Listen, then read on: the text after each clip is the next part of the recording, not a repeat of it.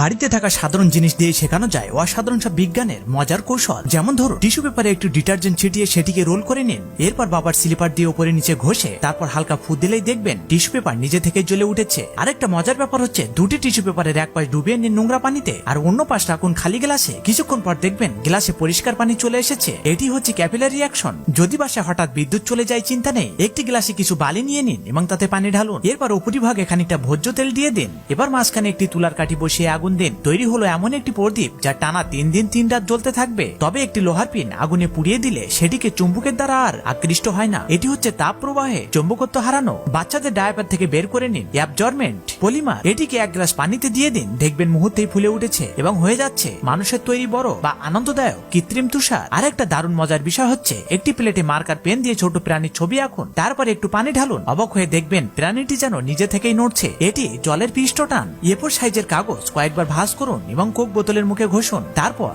Coke নিজে থেকেই খুলে যাবে। এটি ঘর্ষণের প্রভাব। এখন কিছু লাইক সাবস্ক্রাইব পাওয়া যাবে কি?